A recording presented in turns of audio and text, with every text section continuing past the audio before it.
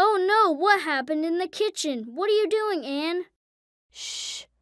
Tom, I'm preparing a surprise for Mom and Dad. Anyways, what are you making? I'm making tomato pasta. Wow, how do you make it? First, boil water in a pot and put pasta noodles in it. Here's your pasta noodles.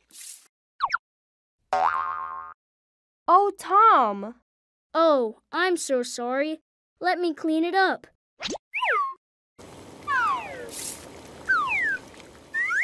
Phew! What's next? Oh, I need to slice mushrooms, onions, and broccolis into small pieces. Oh, Anne, you should be careful with the knife. Thanks for your concern, but I can't focus on it if you keep walking around the kitchen. Please stop. Freeze! Thank you so much. Now I need to stir-fry vegetables. Anne, until when do I have to be like this? Until the end of this cooking. Phew.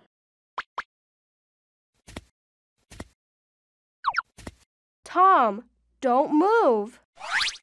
And sprinkle some salts and peppers on the sauce. It's sweet, so delicious. Anne, is there anything I can help?